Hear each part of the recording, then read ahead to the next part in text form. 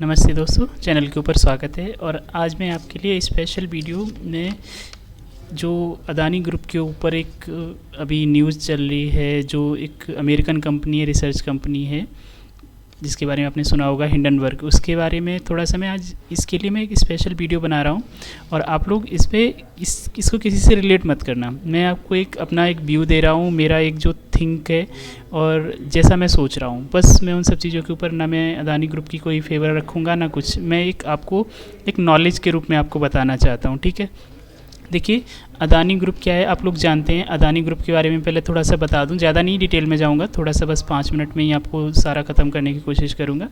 तो देखिए, ये मैं आपको इन्वेस्टिंग और ये जो विदेशी कंपनीज़ हैं, इनका क्या एक रवैया होता है, उनके ऊपर मैं आपके ऊपर एक बहुत क्लियर व्यू लेकर आया हूँ, ठीक है।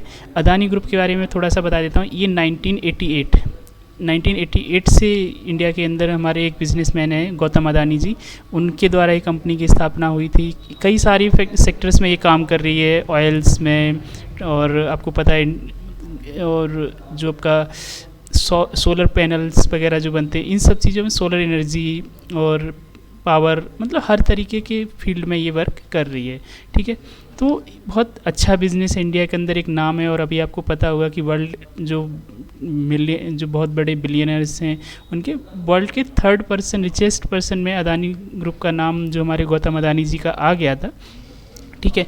और अचानक से क्या होता है कि एक जो अमेरिकन कंपनी है, जो 2017 में एनालिसिस कंपनी बनी हुई है, उसका नाम है हिंडनबर्ग, और उसको जो बनाया है उसका नाम है नाथन एंडरसन। उसने क्या किया, और आप उसके बारे में जान लीजिए कि जो अदानी ग्रुप के ऊपर, जिसके ऊपर जिस ग्रुप के अंदर लगभग 23,000 से ज़्यादा एम्प्लॉयज़ काम कर रहे हैं, उस ग्रुप के ऊपर एक छोटी सी एनालिसिस कंपनी जो अमेरिका में बैठी हुई है, उसके अंदर ओनली 5 मेंबर्स हैं, और वो 2017 के अंदर बनी है, ठीक है। आप ये इन सब चीज़ों से देखिए। और वो सिर्फ काम क्या करती है कि दूसरों के ऊपर आरोप लगाने का, बस, ठीक है। मैं मानता हूँ कि हो सकता है किसी कंपनी के ऊपर उसने कोई आरोप लगाया हो, सही साबित हुआ होगा, वो एक अलग चीज़ें हैं। मेरा कहने का मतलब आप समझिए कि जिस कंपनी के ऊपर भी उसने लगाया, लेकिन अदानी ग्रुप के ऊपर जो लगाया है, ये 1988 से, और हर फील्ड में जो वर्क सामने दिख रहा है, अदानी पोर्ट्स हुए, और आपका मतलब हर तरीके के फील्ड में वो दिख रहा है, ठीक है। तो इस ग्रुप ने क्या किया, ये सिर्फ 5 मेंबर्स की कंपनी है। ये बोलते हैं कि 2 साल से अदानी ग्रुप के ऊपर रिसर्च कर रहे हो, जबकि इसके पास कुछ नहीं। तो इन्होंने क्या किया, एक आरोप थोप दिया। अब आरोप थोपने के बाद क्या होता है, अब अदानी ग्रुप को इसके ऊपर सफाइयाँ पेश करनी पड़ रही हैं, ठीक है। आप देख सकते हो, ये देखिए, मैं कुछ चार्ट मैंने लगा के रखे हुए हैं। ये देखिए कितना करेक्शन आया। ये देखिए कहाँ पे जो स्टॉक करीबन 3600 के आसपास चल रहा था, वो अभी उससे हाफ से भी डाउन चला गया। मतलब 60-70% का करेक्शन, जो 3rd पोजीशन पे जो वर्ल्ड के बिलियनर में था, और उसका एकदम से 13-14 नंबर पे खिसकना, ये एक बहुत बड़ी अपने आप में, विद इन 5 to 6 डेज़ में ऐसा होना, ये ना एक इमेज को ख़राब करता है। अब मैं आपको बताता हूँ कि ये सब हुआ क्यों है। देखिए क्या होता है कि लॉकडाउन से पहले, आपको पता है, लॉकडाउन से पहले इंडियन इन्वेस्टर्स, कोई हो, आप हो, मैं हूँ, बहुत कम लोग थे जो इंडियन स्टॉक मार्केट के अंदर इन्वेस्ट करते थे। इंडिया के लोग क्या है, इन्वेस्टमेंट से घबराते थे, ठीक है। तो वो लोग क्या करते थे, वो हमेशा कोशिश करते थे कि अपने पैसे को बैंक्स में डालना। लेकिन जब लॉकडाउन लगा 2-3 महीने के अंदर, तो उन लोगों ने क्या किया, अपने आप को, जब वो घरों में रहे, तो उस टाइम स्टॉक मार्केट के बारे में रिसर्च करना शुरू किया, इंटरनेट के थ्रू या कैसे भी करके। तो उससे बहुत सारी चीज़ें उन्हें समझ आई कि स्टॉक मार्केट भी कुछ है। फिर उनको पता चला कि ये तो वो फील्ड है जो उनके हर सपने को पूरा कर सकता है, यहाँ से हर कोई पैसा कमा सकता है। 2020 से पहले इंडिया के अंदर जो इंडियन मार्केट होती थी ना, उसको FIIs, जो फॉरेन इन्वेस्टर्स हैं, इंस्टीट्यूशन इन्वेस्टर्स, बड़े बड़े इन्वेस्टर्स थे, वो अपने हिसाब से मैनिपुलेट करते थे, क्योंकि इंडिया का जो आम जन था, वो डायरेक्टली इन्वेस्टमेंट नहीं करता था, कहीं कोई बहुत कम एकाध होता था। तो उसकी वजह से क्या होता था कि जो FIIs थे, वो अपने हिसाब से मार्केट को जब चाहते थे तब गिरा देते थे, जब चाहते थे तब उठा लेते थे। तो वो सब क्या था कि वो हमेशा उन्हें लगता था कि मार्केट जब ऊपर चली गई है, तो वो क्या करते थे, सेलिंग करना शुरू कर देते थे, और जब सेलिंग करना शुरू कर देते, तो मार्केट गिरना शुरू हो जाती थी। तो उस बेस में क्या होता था, जो इंडिया के लोग इन्वेस्टमेंट करते थे ना, उनको लॉसेस होते थे। जब मार्केट गिर, तो वो भी सेलिंग करना शुरू कर देते, तो मार्केट और तेज़ी से गिरती थी। तो ऐसा होता था।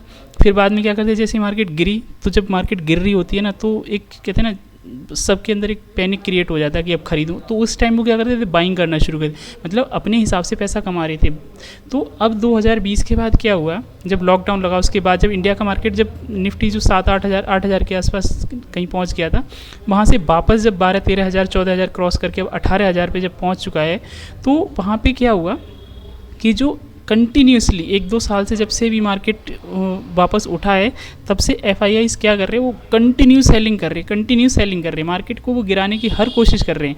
तो उसमें क्या हो रहा था कि मार्केट वो गिराने की कोशिश तो कर रहे हैं पर मार्केट गिर नहीं रहा है। अब उससे क्या होता है कि उनके अंदर क्या है, वो हर जितना वो सेलिंग करते हैं, इंडिया के लोग उतना ही बाइंग कर लेते हैं। इंडिया के जो जब म्यूचुअल फंड में जो हम लोग पैसा डालते हैं, वो म्यूचुअल फंड हाउस क्या करते हैं, वो सेलिंग करते हैं, बाइंग कर लेते हैं। तो उनका जो मकसद था कि मार्केट को, जैसे वो पहले मैनिपुलेट करते थे कि मार्केट को ऊपर गई तो गिरा दिया, फिर उधर दोबारा से नीचे से खरीद के फिर ऊपर से बेच दिया, तो वो ऐसा करते थे, वो उसमें कामयाब नहीं हो पा रहे हैं। और इसी वजह से अब उन्हें जब 2 साल से कोशिशें कर रहे हैं कि उन्हें कुछ मिल नहीं रहा है, तो उन्होंने सोचा कि इंडिया के अंदर क्या किया जाए, इंडिया के लोगों के माइंड में ऐसा क्या डाला जाए कि मतलब मार्केट को क्रैश किया जा सके। जब सारी उनकी कोशिशें 2 साल से सेलिंग की सब तरीके से फेल हो गई, जब वो मार्केट को नहीं गिरा पाए, तो उन्होंने क्या किया कि एक छोटी सी कंपनी जिसके अंदर सिर्फ 5 एम्प्लॉई है, उसने क्या किया कि एक कंपनी के ऊपर आरोप लगा दिया, अदानी ग्रुप जैसे ग्रुप पे एक आरोप लगा दिया कि आपकी जो कंपनी है वो ओवर जो इसके जो प्राइसेस हैं उसके बहुत ज़्यादा ऊपर चल रही है, मतलब हायर प्राइस पे, मतलब जितना इसकी कॉस्ट होनी चाहिए उससे ज़्यादा हायर पे अभी इसकी कॉस्ट चल रही है, ऐसे करके और कंपनीज में मतलब कुछ आरोप लगा के छोड़ दिए। अब वो कंपनी ने उसको क्या है कि वो तो कंपनी से उलझना चाह रहा है ना, कंपनी से उलझना चाहता है, और उस वजह से क्या है, इंडिया के भी लोगों ने क्या किया, जो सेलिंग्स करना शुरू कर दिया। उन्हें लगा कि हाँ, अब आप खुद सोचिए कि एक कंपनी जो यूएस में बैठी जिसके पास सिर्फ 5 एम्प्लॉई हैं, वो किसी भी बेसिस पे आके ये बोल देती है कि मार्केट के अंदर ऐसा, और जबकि वो जो जिसने ये नाथन एंडरसन जिस शख्स का ये कंपनी जिसने इसको बनाया है, वो खुद एक शॉर्ट सेलर है।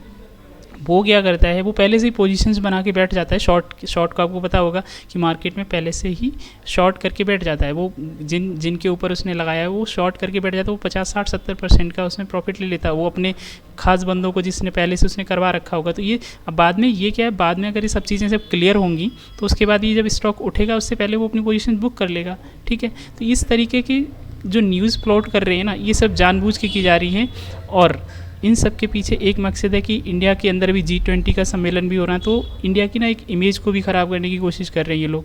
तो ये सब चीज़ें क्या हमारे इंडियन इन्वेस्टर, जबकि गौतम अदानी जी ने एक चीज़ क्लियर कही है कि आप इस एनालिसिस कंपनी को छोड़िए, मैं किसी भी मतलब जो बहुत सारी कंपनीज़ होती हैं जो एनालाइज करती हैं वर्ल्ड की कोई भी कंपनी से, मैं अपनी कंपनी के सारे मतलब जो भी रिकॉर्ड है वो चेकआउट कराने के लिए रेडी हूँ। जब वो इतनी बात कह रहे हैं तो सीधी सी बात, और वो कि ऐसा तो है नहीं कि कोई बैंक डिफ़ॉल्ट करके कहीं चले गए, या फिर उन्होंने अपनी कोई, ऐसा तो था नहीं कि कोई घर के अंदर कोई कंपनी चला रहे थे। अदानी पोर्ट्स बहुत मतलब उनका कोई बिज़नेस छोटा मोटा नहीं है, एक कॉमन सी सोचने वाली बात है।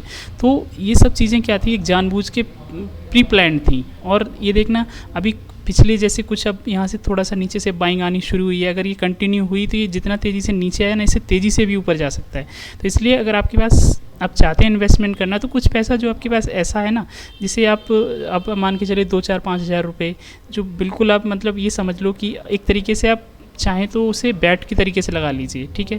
तो आप चाहें थोड़ी थोड़ी इन्वेस्टमेंट कर सकते हैं, 2-4 हज़ार, उतना पैसा डालना जितना कि आप भूल सकें।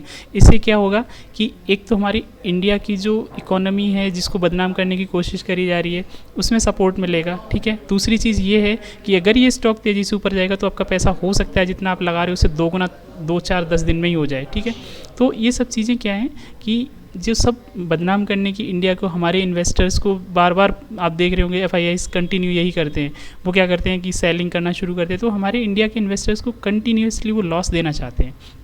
ये पहले गेम खेलते थे, अब उनके गेम सक्सेस नहीं हो रहे हैं, तो अब वो क्या कर रहे हैं, किसी ग्रुप को फोकस कर रहे हैं। क्योंकि आप जानते हैं जितने भी ये मैंने लगाए हुए हैं इसमें ज़्यादातर आपका ये जो जो है ना वो निफ्टी 50 का पार्ट है। जब निफ्टी 50 गिरेगा तो उसके बेसिस पे पता है बैंकों का भी स्टॉक्स गिरते हैं, क्योंकि इंडेक्स फॉल होता है जब पूरा हमारा जो मेन इंडेक्स है तो वो जब फॉल होगा तो उसके अंदर बहुत ज़्यादा पैनिक क्रिएट होगा, तो अदर उसके बेस पे और स्टॉक्स भी गिरते हैं, तो मार्केट के अंदर पैनिक क्रिएट हो जाता है।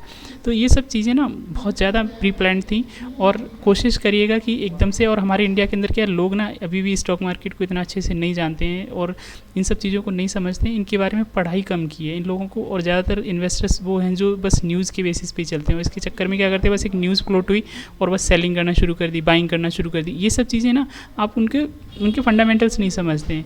तो ये सब चीज़ें मैं बस आपको नॉलेज देना चाहता था कि ये जो 5 लोगों की कंपनी है, ये 23,000 से ज़्यादा लोगों के ग्रुप को टारगेट कर रही है। और वो कोई 23,000 लोगों की अगर ग्रुप है, जिससे भी ज़्यादा एम्प्लॉयज़ इसमें काम कर रहे हैं, तो वो कोई छोटी मोटी कंपनी है। और 5 लोगों की कंपनी, अब वो ये ना कि गली से अगर हाथी निकल रहा है तो कुत्ते भौंकना शुरू कर देते, तो क्या मतलब वो हाथी मतलब उसके हिसाब से मतलब वो रास्ता छोड़ देगा? ऐसा नहीं होता है ना। तो ये सब चीज़ें क्या हैं, अदानी ग्रुप को बर्बाद करने की कोशिश है, हमारे इंडिया के मार्केट को क्रैश करने की कोशिश है बराबर। क्योंकि उनके पास जब कोई भी मार्केट गिराने का जब वो सेलिंग कर के नहीं गिरा पा रहे हैं, तो वो न्यूज़, क्योंकि उन्हें पता है जब इंडिया का इन्वेस्टर उसमें से निकलेगा ना, जो उनको बराबर लॉस होगा, तो वो अगेन मार्केट को छोड़ देंगे। जो लॉकडाउन के बाद जो लोग मार्केट में आए हैं वो इन्वेस्टिंग करना छोड़ देंगे, और फिर वो अपनी मनमर्जी से, जैसे भी पहले से मैनिपुलेट करते थे वैसे ही दोबारा से मैनिपुलेट करना शुरू कर देंगे। तो ये सब उनका मकसद है, और वो मकसद को पिछले 2 सालों से वो कामयाब नहीं हो पा रहे हैं। क्योंकि इंडिया का जो रिटेल ट्रेडर है, जो बहुत कितना आम जनता होती है, वो आप जानते हो, आप कोई शिप के द्वारा, कोई म्यूचुअल फंड के द्वारा, कोई डायरेक्टली इक्विटी में बाइंग करके, तो इन सब चीज़ों से क्या हो रहा है ना कि वो अपने मकसद में कामयाब हो ही नहीं पा रहे। वो अपनी प्लानिंग कर रहे हैं कि कैसे अब इन इन्वेस्टर्स को मार्केट से बाहर किया जाए। वो कंटिन्यूसली इन सब कोशिशों में लगे हुए हैं। तो इसलिए थोड़ा थोड़ा आप लोग इन सब चीज़ों को समझना शुरू करिए। हो सकता है ये जो चीज़ें, ये तो अब गवर्नमेंट की और जो सेबी का जो हमारा बैठा हुआ है, तो ये सब चीज़ें वो डिसाइड करेगा। बाद में क्या होना है वो एक अलग चीज़ है, बट मेरा जो एक व्यू है वो मैं अपनी तरफ से रखा हूँ। अब बाकी का जो होगा सच्चाई सामने आएगी। और जब गौतम अदानी जी ने एक सीधी सी बात कही है कि मैं किसी भी कंपनी से अपनी कंपनी का ऑडिट कराने के लिए रेडी हूँ, जब वो इतनी बात कह रहे हैं, इतना भरोसे के साथ कह रहे हैं, और उन्होंने एक 100% सब्सक्राइब्स जो अभी FPO था 20,000 करोड़ जो 100% सब्सक्राइब हो चुका था, उसको वापस कर दिया। क्योंकि वो जब आप सोचिए, जिसके पास अगर उसको यही सब करना होता तो वो उन सब चीज़ों को क्यों करता? बहुत कॉमन सी चीज़ है। और इंडियन बिजनेसमैन है उसको, और हम लोगों की मिस्टेक क्या है, हम कहीं पॉलिटिकल व्यूज़ में आके कहीं कुछ करके हमारे साथ का, हमारे घर का, हमारे अपना देश का कोई बिजनेसमैन अगर ऊपर जा रहा है तो हमें परेशानी हो रही है। और ये सब चीज़ें इंडियन पॉलिटिक्स में बहुत ज़्यादा हैं। अब ठीक है, आप पॉलिटिक्स को अलग रखिए, पॉलिटिक्स एक अलग चीज़ है। देखिए, बिजनेसमैन अगर कहते हैं ना इंडिया को डेवलप करने की कोशिश कर रहा है तो उसको सपोर्ट करिए। क्योंकि अदर कंट्रीज़ में आप बिल गेट्स की तारीफ़ करते हैं, आप एलन मस्क की तारीफ़ करते हैं, आप मैनी पीपल्स जो भी मतलब जो अमेज़ॉन चला रहा है, जो भी चला रहा है, मतलब आप अलग अलग कंपनीज़ के CEOs की, फाउंडर्स की, उनकी सबकी तारीफ़ें कर रहे हैं। लेकिन आपका बिजनेसमैन जब इतना बड़ी कोई लेवल्स पे पहुंचना चाह रहा है, वो 3rd पोजीशन पे पहुंच गया, तो आपको उसको सपोर्ट करना चाहिए।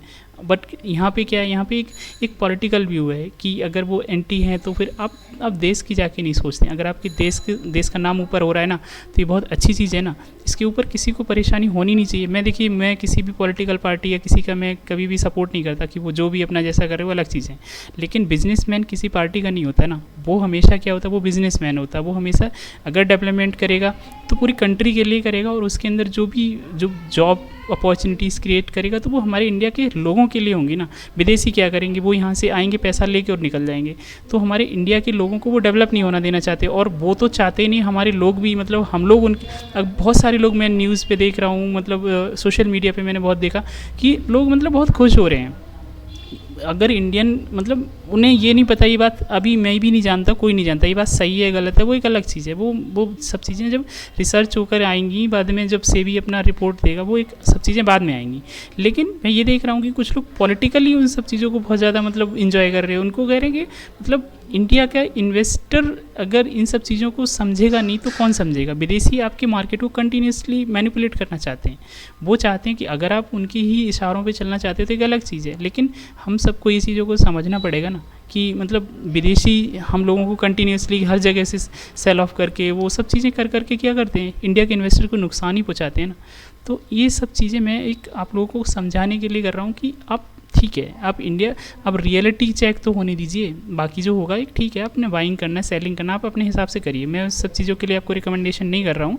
बट एक 5 लोगों की कंपनी जो अमेरिका में बैठी हुई है, वो पूरी 5 लोगों की, और वो वहाँ से वो उंगली उठा के कहते थे कि मैंने मतलब इतने बड़े ग्रुप के ऊपर उंगली उठा दी है, और वो सब चीज़ें वो सब सही मान रहे हैं। लेकिन अब जो बिज़नेस ज़मीन पे कर रहा है उसका तो एक 5 लोगों को पता नहीं कहाँ से बैठे हों, कहीं से भी उठा दी उंगली। लेकिन जो बंदा यहाँ पे हर तरीके से डील कर रहा है, बिज़नेस कर रहा है, हर तरीके की सर्विसेज प्रोवाइड कर रहा है, तो वो बिज़नेस आपकी आंखों के सामने है ना, आप उस पर बिलीव करिए ना। वो बंदा जो सामने आपके पास है, आपके इंडिया का है। तो मैं आप सबसे यही कहता हूँ कि जब तक कहते हैं ना आरोपों को सिद्ध ना हो, तब तक इन सब चीज़ों के ऊपर नहीं। अगर वो गलत हैं, सेबी अपने रिपोर्ट में कह रहा है, ठीक है वो गलत हैं, अगर वो सही हैं तो वो सही हैं, वो काम सेबी का है, हमारा आपका नहीं है, ठीक है। तो हम सबको ये समझना पड़ेगा कि जो विदेशी इन्वेस्टर है ना, इनकी ना पूरी तरीके से इंडियन मार्केट से दांत खट्टे हो चुके हैं। ये कंटिन्यूसली 2 साल से मैं ये चीज़ को नोटिस कर रहा हूँ, ये जब भी सेलिंग कर रहे हैं, बहुत ज़बरदस्त सेलिंग कर रहे हैं, कंटिन्यूसली सेलिंग कर रहे हैं। बट इंडिया के लोग जो कहते हैं ना, जो इस चीज़ को हमारी फाइनेंस मिनिस्टर सीतारमन जी ने भी लास्ट ईयर एक स्टेटमेंट में बोला था कि हमारी इंडिया की मार्केट के अंदर जो रिटेल ट्रेडर जो इन्वेस्टमेंट करी है, इसकी वजह से जो मार्केट को मैनिपुलेट करने की कोशिश करी गई है वो नहीं हो पा रही है, और इसका बहुत बड़ा श्रेय हमारे रिटेल ट्रेडर को जाता है। तो ये सब चीज़ें ना बहुत बदलाव आया है 2020 के बाद, जब से लॉकडाउन लगा उसके बाद इतना कुछ बदलाव आया कि जो विदेशी ताकतों को पच नहीं रहा है, जो विदेशी इन्वेस्टर्स पचा नहीं पा रहे, वो कंटिन्यूसली हमारे मार्केट को फॉल करना चाहते हैं कि निफ्टी फिर से कहीं 10,000 पे आ जाए, हम फिर से बाइंग करें, फिर उठाएं, फिर गिराएं, वो ये चाहते हैं। तो हम लोगों को ये समझना पड़ेगा। बाकी हम वेट करते हैं कि जो भी डिसीज़न आएगा वो हम उसका स्वागत करेंगे। और मैं इन सब चीज़ों से अलग हटके एक बिजनेसमैन के लिए बोला हूँ कि अगर वो सही है तो उनकी रिपोर्ट सामने आनी चाहिए, और हम लोगों का फ़र्ज़ बनता है कि ऐसे टाइम पे हम अपने मार्केट को खुद संभालें। जो दूसरे लोग जो इसको मैनिपुलेट करते थे पहले, अब नहीं कर पा रहे हैं और आगे भी ना कर पाएँ, बस ऐसी उम्मीद रखते हैं। और उम्मीद करते हैं आप लोग भी मार्केट के बारे में थोड़ा सा अच्छे से नॉलेज रखें, थोड़ा इन्वेस्टमेंट ज़रूर करें। देखिए ट्रेडिंग एक अलग पार्ट है, बट इन्वेस्टमेंट बहुत ज़रूरी है। अगर आपको जो आपको ठीक लगते हैं, अपने हिसाब से जो भी स्टॉक्स अच्छे लगते हैं आप उनको चूज़ करते रहिएगा। और जो भी आपको अगर कोई सवाल हो, जो भी अगर आपको ये अच्छा लगा हो तो प्लीज़ कमेंट ज़रूर करिएगा, लाइक करिएगा। Thank you so much.